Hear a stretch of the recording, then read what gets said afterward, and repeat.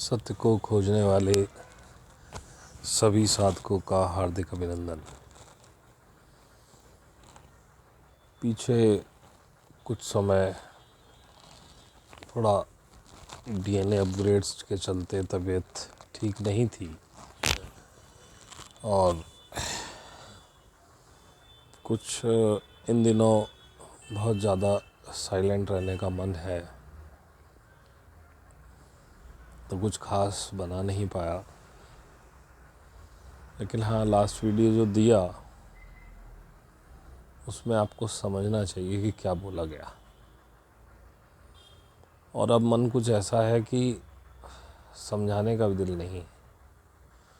जिसे समझना है वो समझ ले, जिसे नहीं समझना वो ना समझे। आज कुछ सुन रहा था तो कुछ ऐसा टॉपिक आया तो मैंने सोचा आपको पता होना चाहिए, इसी के लिए ये वीडियो बना रहा हूँ। देखिए, आपकी जो भी ज़िंदगी आप जी रहे हैं उसको अस्त व्यस्त या परेशान करने का जो मेन कारण है वो है आर्कन्स। बात लगा लिपटी करके नहीं करूँगा, सीधी सीधी बात करूँगा। आर्कन्स को हिंदी में भूत अथवा प्रेत कहते हैं। ये फोर्थ डायमेंशन के प्राणी हैं। इनका कभी कोई शरीर होता ही नहीं, ये एनर्जी फॉर्म में होते हैं। अधिकतर साधकों को ये कालापन, काली छाया या काले बादल के रूप में दिखते हैं और एक बेकार का डर और भय आपके अंदर पैटर्न के रूप में आपको अपने पूर्वजों से मिला है। डीएनए में कुछ बचपन में माएँ दे देती हैं बच्चों को, वहाँ मत जाओ भूत आ जाएगा, कोई कहता हुआ आ जाएगा। ऐसी कुछ टर्म्स क्रिएट कर देते हैं हम, जो एक प्रोग्रामिंग है और वो प्रोग्रामिंग आप पूरी ज़िंदगी जीते हैं। भूत की भी एक ऐसी प्रोग्रामिंग है, होते तो वो हैं, इसमें कोई दो राय नहीं है, लेकिन ऐसे भी नहीं होते जिनसे आपको डरना चाहिए। वो एक जो ओरायन स्टार सिस्टम है वहाँ से आए हुए एंटिटीज़ हैं और वो एलिट्स की बहुत सहायता करते हैं उनके एजेंडे को लागू करने में। बहुत क्रक्स में बात करूँगा, बहुत ज़्यादा डिटेल में नहीं जाऊँगा, नहीं तो इस टॉपिक पे भी कितना लंबा बोल सकते हैं। उनका मेन काम क्या होता है कि वो आपके पहली बात तो वो ओरायन स्टार सिस्टम जो है वो सोर्स से नहीं जुड़ा हुआ है। पैदा तो हर कोई सोर्स से हुआ है, वो भी सोर्स से ही कहीं पैदा हुए हैं, लेकिन जो सोर्स की एनर्जी से पैदा होता है, जैसे हमारी आत्मा है, वो सोर्स से ही एनर्जी लेती है और उसमें खुद की भी एनर्जी है। अब ये पैदा तो हो गए, लेकिन अब क्यों कटे, कैसे कटे, कब कटे तो मुझे नहीं पता, मैं उनका इतिहास नहीं जानता। लेकिन वो सोर्स से जुड़े हुए नहीं है, इसलिए वो स्वयं की एनर्जी पैदा नहीं कर सकते। अपने जीने के लिए स्वयं भोजन का निर्माण नहीं कर सकते हैं। तो इसके लिए उनको कहीं और या किसी और एंटिटी से जुड़ करके एनर्जी प्राप्त करनी होती। और जैसे कि कई लोग मांसाहारी होते हैं, कई लोग शाकाहारी होते हैं, तो शाकाहारी मांसाहारी नहीं खा पाता है। या आप अगर जानते हो एक कीड़ा होता है, उसका नाम होता है गुबरैला। गुबरैला केवल गोबर खाता है। कुछ कीड़े होते हैं जो आपने देखा होगा आपके सेप्टिक टैंक्स में होते हैं, सीवर्स में होते हैं, वो विष्ठा खाते हैं। अब उनको आप खाना दीजिए, भोजन दीजिए, फल दीजिए, वो नहीं खा पाएंगे। कुछ कीड़े फलों के ही होते हैं जो फल खाते हैं, कुछ फसल खाते हैं।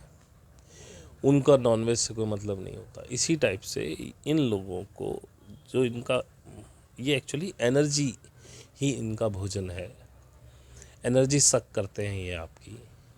और इनको एनर्जी भी वो चाहिए जो लोअर वाइब्रेशन की हो, मतलब गिल्ट, शेम, फियर, इस टाइप की लोअर वाइब्रेशन एनर्जी को ये ग्रास्प कर सकते हैं। उससे ऊपर की एनर्जी, जहाँ करेज से ऊपर जब आप चलते हैं, अगर आप वो चार्ट देखें, वाइब्रेशनल चार्ट, तो करेज, जहाँ से करेज शुरू हो गया वहाँ से ये एनर्जी नहीं, वो इनके काम की नहीं, मतलब वो मैच नहीं करती फ्रिक्वेंसी इनसे, उससे ये पावर नहीं ले पाते।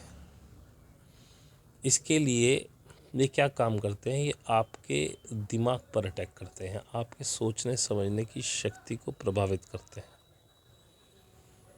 उसी हिसाब से ये आपके विचारों को मोल्ड करते हैं, आपको गिल्ट में डालेंगे, शेम में डालेंगे। आपकी इच्छा नहीं है, आपसे किसी लड़की को छिड़वा देंगे, वो जूते बजवा देगी आपसे, आप पे बाज़ार में। अब आप उस गिल्ट में जीते रहिए, इनका मज़ा आ गया, आप गिल्ट में, आपकी फ्रीक्वेंसी इनसे मैच होगी, अब ये आपको पीना शुरू करेंगे और आप ड्रेन फील करने लगेंगे, आप डिप्रेशन में चले जाएंगे। और इस तरह से ये कुछ एलिट्स के एजेंडे भी आपके थ्रू लागू कराते हैं। टीवी के थ्रू कोई एजेंडा आया और ये आपसे वैसी ही सोच बनाना शुरू कर देंगे। ये कलेक्टिव कॉन्शियसनेस में है, ये आपकी हमारी तरह नहीं है, ये कलेक्टिव कॉन्शियसनेस में है, इनको सब पता होता है। और जितने भी स्टार सीड्स, लाइट वर्कर्स हैं, या जो अच्छी सोल्स हैं, जो ओल्ड सोल हो गई हैं, जिन्होंने अपने अच्छे अनुभव ले लिए हैं और शायद ये या उससे अगला जन्म उनका आखिरी जन्म होने वाला है इस धरती पर, यानी इस डायमेंशन में, उन लोगों को ये ज़्यादा इम्पेक्ट करते हैं। आपको बचपन में पैदा होने के बाद नहीं पता था कि आप कैसी सोल हैं, आप कौन हैं, इनको पता था।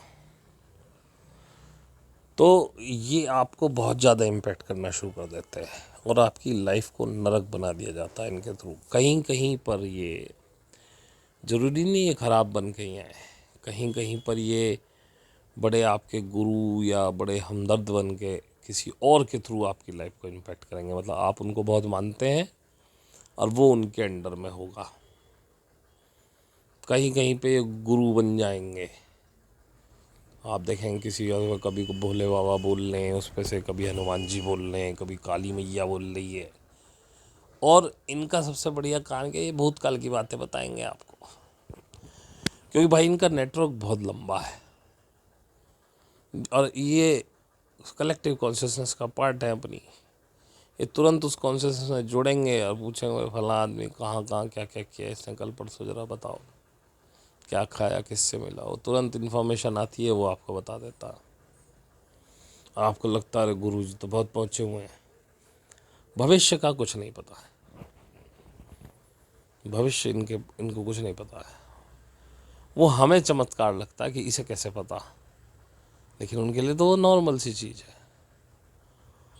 और इसी तरह से आपकी लाइफ को मिजरेबल बना दिया गया है इनके थ्रू, क्योंकि आपको लोअर वाइब्रेशन में रखना है। जैसे मैंने पहले भी एक वीडियो में जिक्र किया था, लड़का हो या लड़की हो, रात में सोएंगे, अपने किसी खास रिश्तेदार, बहन या इस तरह के रिश्ते, ससुर या सास या माँ, इनके साथ सपना आएगा आपको, आप सेक्स संबंध स्थापित करेंगे और आप उससे निकल नहीं पाएंगे, आप उसमें घुसते चले जाएंगे। और जब वो पूरा हो जाएगा वो आप अंदर से गिल्ट करेंगे, हे भगवान ये मैंने क्या किया। वो जानबूझ के, ताकि आप गिल्ट में जाएं, ये इनके थ्रू कराया जाता है। और जब तक आदमी लोअर वाइब्रेशन में रहे, जब तक वो अपने स्वरूप को ना जाने, तब तक ये पावरफुल रहते हैं। ये आपस में भाइयों में झगड़े लगवा देंगे, मतलब आप कलेश में रहने चाहिए हर समय। जिस तरह कलेश आपकी ज़िंदगी में होगा, आप ऑफिस में रहेंगे तो आपका बॉस आप पे चढ़ चढ़ के आएगा, वहाँ डर रहेगा आपको। इस तरह से आपकी लाइफ को हेल यानी नरक बना देते हैं। और ये जितना भी कहानी फैली हुई है इस पूरी दुनिया में, सारी इनके कारण ही है। लेकिन जो व्यक्ति स्वयं से जुड़ गया, उसने अपने आप को जान लिया, अपनी आत्मा से कनेक्ट हो गया, जिसकी कुंडलिनी उठ गई, उससे फिर ये घबराने लगते। लेकिन क्योंकि हमारे पैटर्न अभी नहीं टूटे हैं, इसलिए ये इम्पैक्ट फिर और ज़्यादा करते हैं। देखा होगा आपने, साधना आप शुरू करें तो फिर कोई चीज़ आपको पकड़ के खींचती है वापस, मन नहीं करेगा आपका साधना करने का। अभी आपको मान लीजिए जो भी आपका मार्गदर्शक हो, या चलिए जैसे एग्जाम्पल के लिए मुझसे ही जुड़े, आपका लगे यार इसको नहीं सुनते, अब पता नहीं हम ना, ऐसा कैसे हो सकता है। साधना कर रहे, वाइब्रेशन आ रही है, आप कहेंगे नहीं यार मन नहीं कर रहा साधना करने का, छोड़ो। वहीं पे आपका दृढ़ निश्चय काम आता है।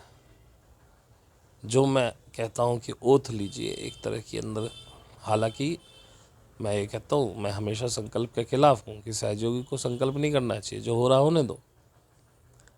लेकिन शुद्ध इच्छा रखनी, इच्छा भी मना करता हूँ, लेकिन शुद्ध इच्छा रखनी चाहिए कि हमें सहस्त्रार में पहुँचना, हमारी कुंडली उठे, ये शुद्ध इच्छा है, ये होनी चाहिए।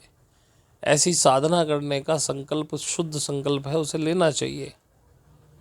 मैं हमेशा कहता हूँ जोड़ लीजिए कि साधना नहीं करेंगे तो खाना नहीं खाएंगे। लेकिन कभी कभार इमरजेंसी में मेरी भी छूट जाती है तो मैं नेक्स्ट डे कवर कर लेता हूँ, उससे नेक्स्ट डे कवर कर लेता हूँ। मतलब कहने का मतलब यह है कि अगर एक दिन में एक साधना तो हो ही हो कम से कम। अगर कोई ऐसी इमरजेंसी बन रही है, दूसरी साधना नहीं हो पा रही है, नेक्स्ट डे कवर कर लें। तो इतना भी हार्ड एंड फास्ट नहीं कि नहीं जी आज नहीं हुई है तो हम भोजन ही नहीं खाएंगे। मतलब उससे जोड़ने का मेरा मतलब यही होता है। एनी हाउ आपको साधना नहीं छोड़नी है। जब आपको पीछे खींचा जाए तो और दृढ़ हो जाए कि अब तो बिल्कुल नहीं छोड़ूंगा। जिद जिसे कहना है, जिद हो जानी चाहिए। बोले अच्छा मन कहे कि तू नहीं करेगा साधना, मतलब मन तू नहीं करेगा, ले हम तो अब और करेंगे। क्योंकि यही दृढ़ निश्चय आपको इसी को नेगेटिविटी बोलते हैं, यही दृढ़ निश्चय आपको बाहर निकालेगा। जब वो देखेगा कि तो रुक ही नहीं रहा है, तब वो हड़बड़ा जाएगा। कुछ लोगों के आपके ऐसे होंगे, कुछ उन्होंने गुरु गुरु मान रखे होंगे कोई, और सपने में आप देखेंगे कि जैसे ही आप उन गुरु को देखेंगे, जिनको भी आप आज तक मानते आए हैं, आप बस हाथ जोड़ के नीचे झुका देंगे सिर और खड़े हो जाएंगे। यही ये चाहते हैं कि आप अपनी आत्मा के स्वरूप को न पहचाने। तो बस उस समय कॉन्सेप्ट याद रखना, सर नहीं झुकाना है, सिर रखिए, उससे बात करिए सामने, हम आपके सामने सिर क्यों झुकाएं।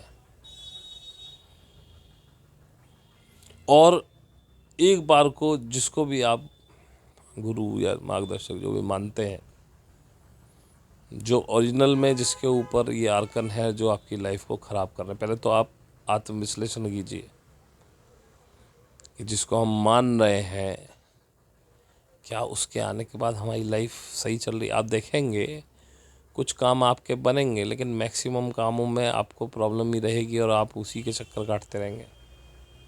बहुत से पैसा लेते, बहुत से पैसा भी नहीं लेते। जो ऊंचे आर्कन से वो पैसा भी नहीं लेने देते, वो क्रिएट करके रखेंगे, क्योंकि आपको तो ये लगता है कि हर कोई व्यक्ति आपसे पैसा ठगना चाहता है इसलिए कर रहा है।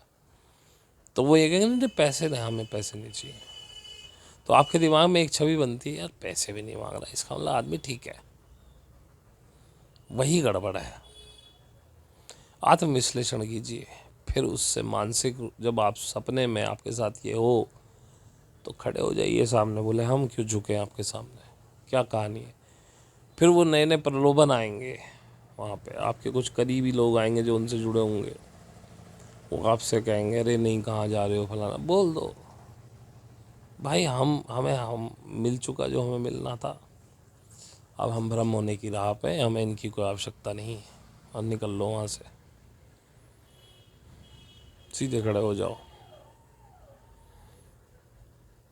और ये करने के लिए बड़ा साहस और कुंडलिनी पे पूरा भरोसा होना चाहिए। और जो भी ये सपने गंदे संदे सिखाते, और साधना में बड़े गंदे गंदे ख्याल आएंगे, सेक्स के, फलाने के, ढिमकाने के। आपको सेक्स, शरीर सेक्स के लिए तैयार हो जाएगा साधना करते करते। आप बोलेंगे ये क्या है? बिल्कुल शेम गिल्ट मत करो। शरीर का आत्मा से कोई लेना देना नहीं है। माँ से बोलो, माँ हम ये नहीं पसंद करते, इसे बंद करिए। और इन्हीं आर्कन को डांटो कि भाग जा साले यहाँ से, तो कुछ भी कर ले, मैं साधना नहीं छोड़ूंगा, कुछ भी कर ले। वो आपको गिल्ट में डालना चाहते हैं कि आप साधना छोड़ें, जबकि अगर आप साधना में टिके रहे तो ये आगे नहीं कर पाएंगे। यही खेल है। बहुत परेशानी आती है साधना शुरू करने के बाद। शुरुआत में कहीं ना कहीं माँ भी टेस्ट लेना चाह रही होती है आपका, देखें कहाँ तक फिसलता, कहाँ तक नहीं। आप किसी इच्छा के साथ साधना कर रहे हैं कि मेरे घर की स्थिति ठीक हो जाए, ये हो जाए, तो साधना कुछ नहीं हुई। साधना की तो एक ही शुद्ध इच्छा है कि मुझे सहस्त्रार पे पहुंचना, मुझे अपने स्वरूप को जानना है, मुझे परमात्मा से मिलना है।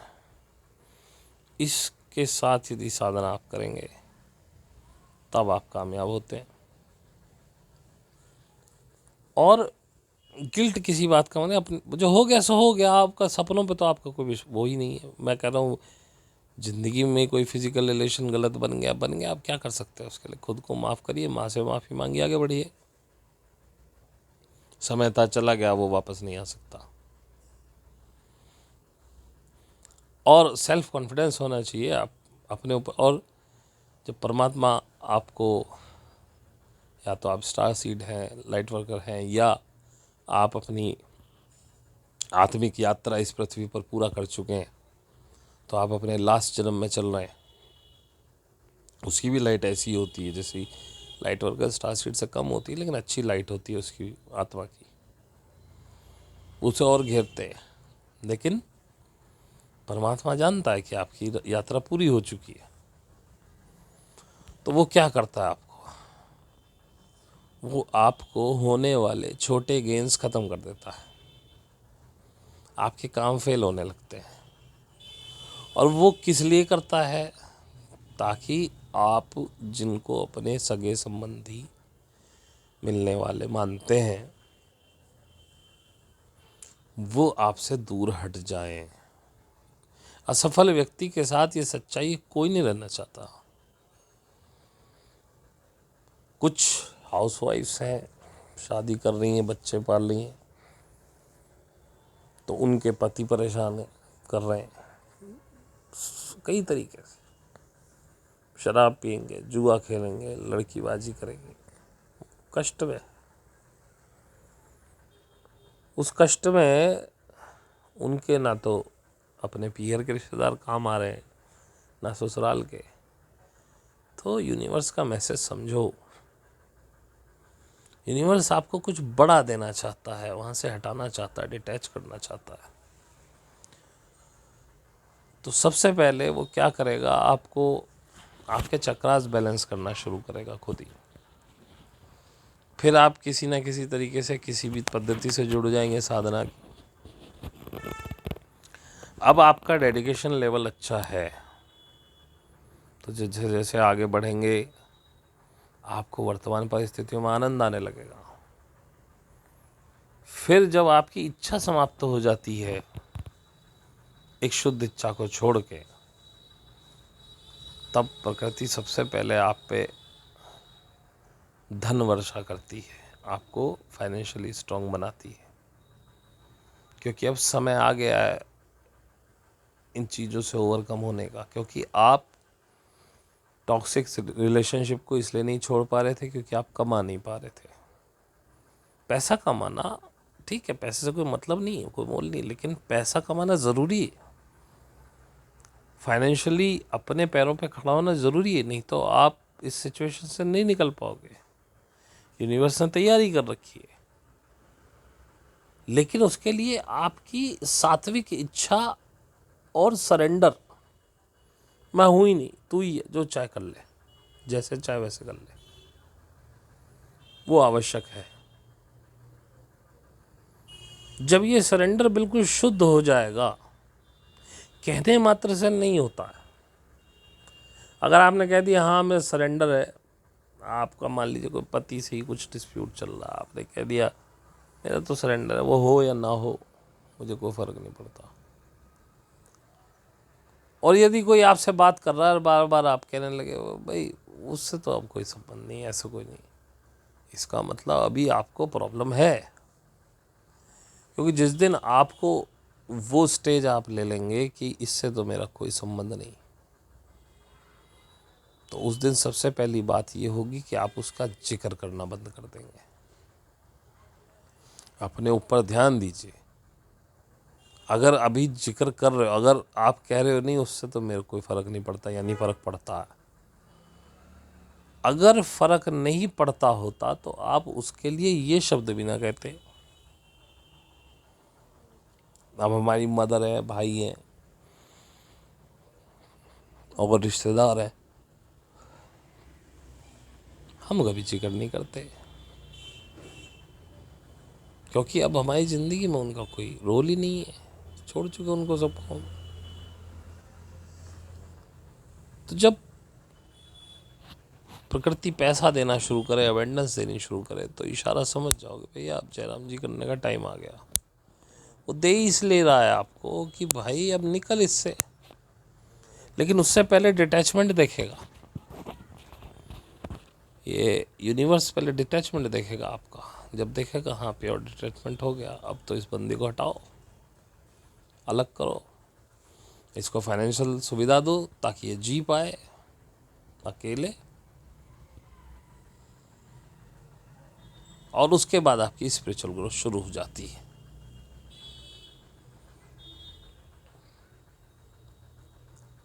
अब इन आर्कनों के चक्कर में ना पड़ो, बस इनसे डरो मत। बहुत से लोग कहते हैं साधना करते हैं, उन्हें ब्लैक ब्लैक चेहरे दिखते हैं डरावने। आप डरते हैं इसलिए डरावने चेहरे दिखते हैं, सरफेस होता आपका डर। साधना क्लीनिंग कर रही है तो आप डरते क्यों उनसे? उनका मुकाबला करो ना, लड़ो सालों से। जब वो दिखें, हमको कभी नहीं दिखे चेहरे ऐसे, अभी कोई 5-6 दिन पहले साधना में ऐसे दिखे, जैसे ही हमें दिखे डर वर तो हमें लगता है मैं साले भाग जाओ ऐसे तुम। पता नहीं, शायद माँ हमारा टेस्ट ले रही हो, हमें नहीं पता।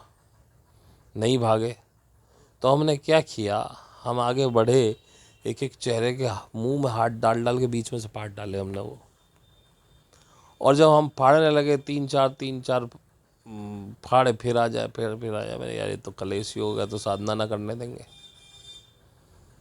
बस मैंने कहा भाई तुम ऐसे नहीं बोलो मानोगे। हमने इमेजिन किया अपने आप को कि हमारे शरीर में से एक गोल्डन लाइट निकल रही है, और जब वो निकल रही है तो जहाँ जहाँ वो फैल रही है उससे सारी नेगेटिविटी भस्म हो जा रही है उसमें। और हमने यही किया, उसके बाद सब क्लीन हो गया। आपके अंदर ये ताकत है, लेकिन आपको उन्हें मानना समझना पड़ेगा। कुंडलिनी जिसकी चल रही है उससे तो ये भूत वैसे ही फड़फड़ाए फिरते, क्योंकि वाइब्रेशन हाई होने लगती है, उनका भोजन खत्म। तो जानबूझ के डालते हैं, आपको ऐसी सिचुएशंस में डालेंगे। उनको कुछ बस ना चले तो आपको दर्द ही कर देंगे, कहीं कमर में दर्द कर देंगे, पैर में दर्द कर देंगे, चल नहीं पाओगे, क्योंकि दर्द में भी लो वाइब्रेशन आती है। समझो, अपनी नेगेटिविटी खुद निकालो। गए वो दिन जब हम लोग निकाला करते थे, निकालते तो अब भी हैं, लेकिन क्यों हम तक आते हो? खुद करो ना, खुद माँ से चैतन्य मांगो, प्रकृति की यूनिवर्स का चैतन्य हमारे ऊपर डालो, हमारी नेगेटिविटी निकालो। अब बोला हमें दो, हम खुद निकालेंगे। हम पे चैनल करो, और चैनल करके जब वाइब्रेशन महसूस करें, अपने आप को ताकतवर महसूस करो, अब ले आओ नेगेटिविटी को आगे। बोले आ सामने, इमेजिन कर लो, साले को चीर डालो, फाड़ डालो, भस्म कर दो। खुद करो, हो जाएगी, होती है। और साधना के बाद आने वाली समस्याओं से घबराओ नहीं। दूसरी बात और कह दें, हमने बोला है कि जो करवाना चाहे दक्षा से अपना ऑरा क्लीनिंग और जे सील कराए, ना कराए कोई फ़र्क नहीं पड़ता, लेकिन ये प्रोसेस को स्पीड अप करती है। हमने किया है महसूस, इसीलिए आपको भी बताया। ज़बरदस्ती कोई नहीं है, जो करा सके करा लो। कराने के बाद आप देखेंगे कितना हवाई जहाज बनते हो आप।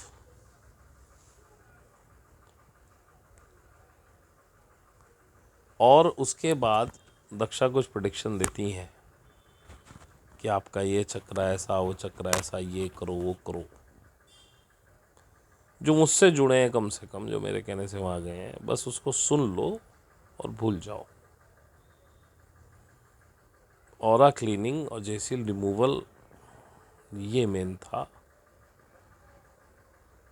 बाकी कुछ भी करने की ज़रूरत नहीं है, क्योंकि आप मेरी पद्धति से जुड़े हुए हैं।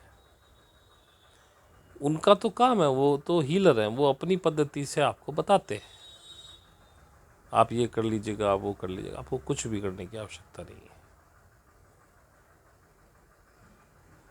और अगर आपको उनकी बात ज़्यादा समस्या सही लग रही है तो मेरा पद्धति छोड़ दो। मैं देख रहा हूँ अभी ग्रुप में 3-4 लोग निकले हैं स्वयं से, मुझे बहुत अच्छा लगा, क्योंकि आज नहीं तो कल जैसे जैसे शिकंजा मेरा कसता जाएगा, वैसे वैसे आपको निकाला ही जाएगा। और मैं टू बी वेरी फ्रैंक, अब मैं बहुत ख़ास इंटरेस्टेड नहीं हूँ किसी को भी ग्रुप में लेने के।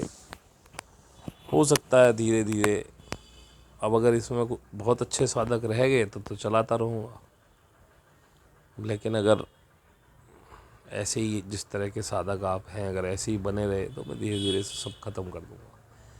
जिसको पूछना है भाई ईमेल से पूछ लो, ग्रुप मत करो, इसीलिए नयों के लिए बंद कर दिया है।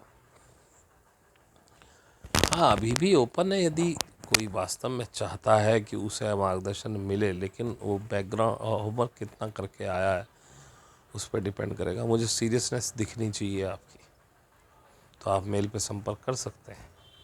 सिखाने के लिए मैं हमेशा तैयार हूँ, पर चूतियम सल्फेट नहीं चाहिए अपने को ज़िंदगी में। अब मन कुछ ऐसा हो गया कि वो फालतू की बकवास नहीं कर सकता हूँ मैं। क्वेश्चन आप पूछ ही नहीं पाते, पता नहीं जिज्ञासु है ही नहीं आप, आपके क्वेश्चन ही नहीं होते। और जब तक आप क्वेश्चन नहीं पूछोगे मुझसे ज्ञान नहीं निकलवा पाओगे। आपके सवाल ही, आप मेरे जवाब जो हैं उनसे आपको नया ज्ञान मिलता। कभी तो मुझे भी नहीं पता होता कि मुझे ये पता था, क्योंकि मैं अपने हाथ में नहीं हूँ। मैंने सरेंडर कर दिया तो कर दिया है, अब मैं तो देख रहा हूँ साक्षी भाव से जो हो रहा है होने दो। ये मैं बोल रहा हूँ कि कौन और कोई और बोल रहा है मुझे ये भी नहीं पता। ऐसी कोई इच्छा नहीं थी बनाने की, कुछ वो आरकन वाला टॉपिक कुछ याद आया तो बस बन गया। ऐसा भी कोई वो नहीं है कि नहीं बनाऊंगा वीडियोज़, ये भी नहीं है कि हफ्ते में एक बनाऊंगा, बनाने को 4 बना दूँ, ना बनाने को 2 हफ्ते ना बनाऊँ। फिर भी कोशिश करता हूँ हफ्ते में एक बन जाए, क्योंकि जो चैनल है उसको भी सुचारू रूप से चलना ज़रूरी है। अगर उसमें नए वीडियोज़ नहीं आएंगे तो आगे नहीं चलेंगे। बस ये चाहता हूँ ये ज़िंदा रहे, पुरानी जितनी वीडियोज़ हैं, नए साधक उन्हें देखें, आगे बढ़े। आवश्यकता हो, सीरियस हो, होमवर्क पूरा करके आए हों तो मेल करें। अगर आपका मेल वास्तव में ऐसा है कि आपने मेहनत करके आए हैं और उसमें कुछ रह गया है तो ऑब्वियसली मैं हूँ यहाँ पर आपके लिए। पर अब मैं बेवकूफ़ों के लिए नहीं हूँ, तफरीबाजों के लिए नहीं हूँ। तफरी नहीं हो रही है।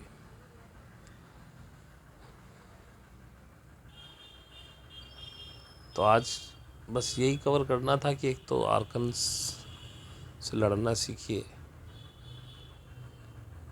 एक जब आपको परेशानी पड़ती है तो आपके लिए नए मार्ग खोले जा रहे हैं। और भाई कंफर्ट जोन से तो निकलना पड़ेगा। बिना कंफर्ट जोन छोड़े कोई कुछ नहीं कमा पाता। और हम तो घर छोड़ने को भी नहीं कह रहे, शादी तोड़ने को नहीं कह रहे। शादी करिए, सब कुछ करिए। आपकी शुद्ध इच्छा, आपका सरेंडर, ये आपको कहीं भी ले जा सकता है। और कुछ साधकों ने महसूस भी किया, रो रहे थे तब, नौकरी नहीं लग रही, नौकरी नहीं लग रही। मैंने कहा भाई नौकरी के लिए साधना कर रहे हो तो नौकरी नहीं लगेगी। जिस दिन स्वयं को पाने के लिए साधना करोगे, सहस्रार पे जाने के लिए साधना करोगे, ये तो बाई प्रोडक्ट है भाई। पैसे तो आएंगे ही कहीं ना कहीं से, चाहे नौकरी से आए, बिजनेस से आए, कहीं से भी आए, ये बाई प्रोडक्ट है। आप इसे मेन प्रोडक्ट बना रहे हैं। और अभी हुआ भी है, एक या दो बंदों ने बताया था पीछे ग्रुप पे, एक की नौकरी लग गई, एक बोल रहा नौकरी तो वही है लेकिन आनंद बहुत आने लगा। मैंने कहा अब और पैसे भी मिल जाएंगे, टेंशन मत लो। तो भाई कैसे लग गई? ऐसे ही लग गई। जब आप अपने मूल उद्देश्य से जुड़े तो परमात्मा को पता है ये साधना सुचारू रूप से करता रहे, इसके लिए पैसे की आवश्यकता है, तो वो देता है। आप पे लेना नहीं आ रहा, वो तो हाथ पैसा हाथ फैलाए खड़ा हुआ है, बदल ले ले, कितना लेगा मुझसे। लेकिन आपकी इच्छाएं भी बदल जाती हैं उससे, तब होता है। आपके सोच बदल जाती है, आपकी इच्छाएं बदल जाती हैं। तब आप ये नहीं कह रहे होते मुझे नौकरी चाहिए, आप बोले परमात्मा ऐसे कुछ इच्छा नहीं, जैसे चाहे वैसे रख ले, मज़ा तो अब भी बहुत आ रहा है, पर यह है कि यार किसी दूसरे के आश्रय ना रहूं। फिर आप पे आती है पैसों की बौछार, और आप ये कह रहे होते अब रहने दे, इतना बहुत है, मेरा काम धंधा चल रहा है सही, और कहते नहीं थोड़ा और ले ले। और आप कहते नहीं नहीं चाहिए, ठीक है बढ़िया मज़ा आ रहा है, इससे ज़्यादा फिर ईगो चढ़ेगी। बोले नहीं कोई बात नहीं, ले ले। जैसे जैसे आपकी वाइब्रेशन बढ़ती है, एलिजिबिलिटी बढ़ती है, वैसे वैसे कहता है अच्छा चलो और ले ले। आप कहते हैं ज़रूरत ही नहीं है भाई साहब, इतने में आनंद आ रहा है। बोले नहीं कोई बात नहीं, ले ले, और लोगों की मदद कर दियो। पैसों को आप चिमटे से भी नहीं पकड़ते। पैसा क्या चीज़, अगर यार बेकार ये परमात्मा ने इतना सारा दे दिया, अब इसका क्या करूं। आप ज़रूरतमंदों की मदद करने लगते हो, लेकिन ध्यान रखना ये भी एक एनर्जी है, इसको वेस्ट ना करना। वास्तव में कोई ज़रूरतमंद हो उसकी मदद करना, लेकिन ऐसे करना कि उसको ना पता चले कि आप मदद कर रहे हो। इतने इतने उससे भी नीचे हो के तब देना उसको, ऊंचे होकर ना देना। नहीं तो सबसे पहला भाव उसके मन में यही आएगा, काश एक दिन भगवान मेरी ऐसी स्थिति करियो मैं इसकी मदद करूं। कुल मिला के अपने भोलेपन में वो आपकी विनाश की पटकथा लिख देगा, और उस दिन के बाद उसके आसपास को निकलना भूल जाना, कि कभी वो सोचे भाई साहब शर्मिंदगी महसूस कराने आते हैं मुझे। ऐसे दान हो तब आनंद है। और इन आर्कन्स से ओवरकम करना शुरू कीजिए। आर्कन्स ने ही आपकी ज़िंदगी बर्बाद की हुई है।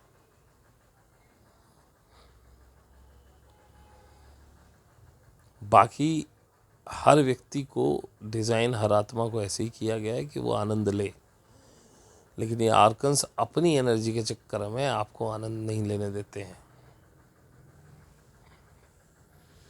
आर्कन्स आपके जीवन से एक बार निकल जाएं,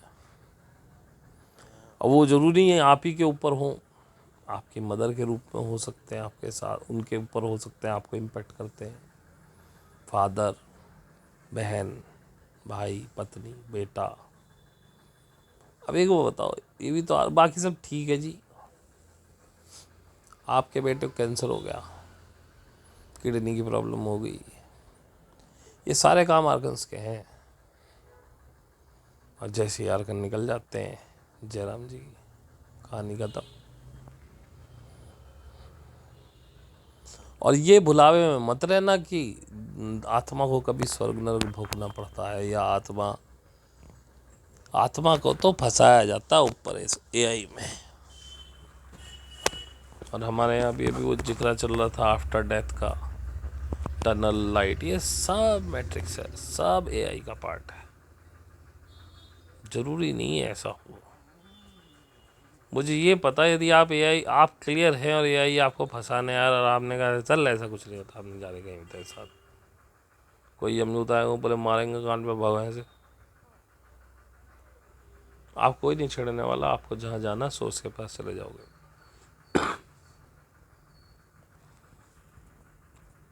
और दूसरी बात, जब आप उस आर्कन का मुकाबला करते हो तो वो पहले चढ़ के आता है आपकी तरफ, आपको ऐसी ऐसी बातें बोलेगा सपने में ही कि आप फिर हाथ जोड़ने लगे उसके।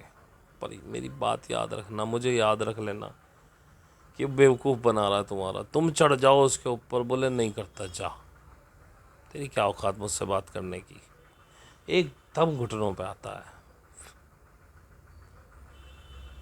अब ये बात मैं आपको आज क्यों बता रहा हूँ, तो मैं बताऊँ, हमारी ज़िंदगी में भी एक सो कॉल्ड गुरुजी थे बचपन के, हमारी दादी जी के गुरु। वो हमें तो पता नहीं था, हमें तो तब वो भगवान ही लगते थे।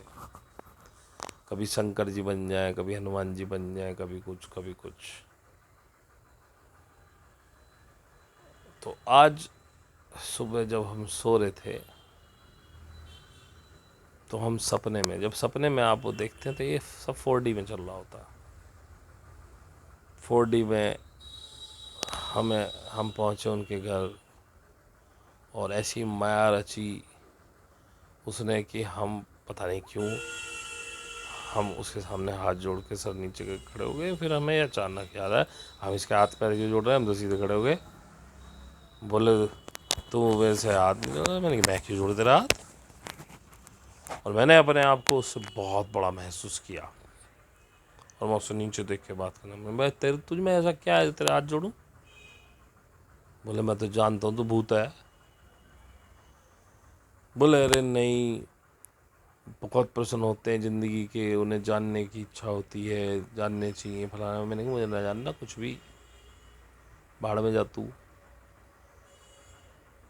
और मैंने कहा देख, मैं किसी और को तो रोक नहीं रहा तुझे पूजने से, हम नहीं पूजेंगे। फिर बहुत सारी कहानियाँ हुई, कहीं से हमारी दादी के भाई तुम क्या कर रहे हो बेटा, ये वो है। मैंने किया ना कुछ भी, हमें तुम्हें पूजना पूज लो, हम ना पूज पाएंगे। और हम रिजेक्ट करके, और वो एकदम घुटनों पे आ गया, बेटा ऐसा नहीं बेटा। मैंने कहा भाई हम तुम्हारी सत्ता को कुछ थोड़ी ना कर रहे हैं, तुम्हें जो पूज रहा हो सब पूजने दो, पर हमसे ना उलझना। मैं चाचा नहीं तो इस बार इतना, अभी तो प्यार मोहब्बत से करेंगे, इस बार इतना मारेंगे याद रखोगे तुम। मैं तुम जानते नहीं हम कौन है, और मैं तुम जानते भी हो।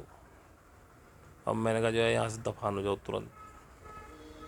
और हम माँ से कह के निकल आए, हमने अपनी वाइफ को बताई। तो हमें लगा कि हम कर सकते, दूसरा क्यों नहीं कर सकता। तो अपना एक्सपीरियंस बताना चाहिए कि लोग कर पाएँ। लिटरली हमें बहुत दिन से समझ में तो सब कुछ आ ही चुका था, लेकिन आज ये जानबूझ के अटैक किया गया हमें दोबारा से कदमों पे। अब ये हम नहीं कह सकते कि उसने हमको 4D में खींचा या माँ ने हमको 4D में ज़बरदस्ती उस सिचुएशन में डाला, ये हम नहीं कह सकते, क्योंकि उसके बस में तो अब हमें खींचना है नहीं मेरे हिसाब से। क्योंकि अगर उससे करना होता तो जिस तरह से उसने हमारी लाइफ ख़त्म की, तो वो अब तक बहुत कुछ कर चुका होता। तो मुझे लग रहा है कि माँ ने ही हमें इस सिचुएशन में डाला कि तुम देखो ऐसे ओवरकम होती है और लोगों को बताओ, क्योंकि उसकी तो हिम्मत नहीं हमको टच करने की भी, अब हमारे आसपास नहीं आ सकता। तो मुझे लगता है माँ ने ही उस सिचुएशन में 4D में डाला कि तुम जाओ देखो। और शायद वो भी टेस्ट ले रही थी, देखें इसका आत्मबल कितना बढ़ा। और याद रखना, आत्मबल धीरे धीरे बढ़ता है। अभी शुरुआत में एकदम से जो हम बोल रहे हैं, एकदम से आप उस लेवल पे नहीं आ सकते हो, लेकिन जैसे जैसे टाइम पास होगा, अगर साधना आपकी रोज़ चल रही है, एक्सपीरियंसेस मिलेंगे, अंदर से ज्ञान का प्रकाश फैलेगा।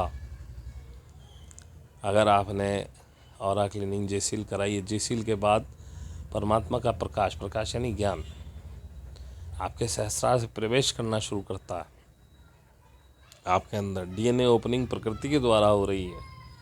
जब वो बॉडी में फ्लो करेगा आत्मा का ज्ञान, जब वो दिमाग में, दिल में बैठेगा, फिर देखिए आत्मबल कितना होता है।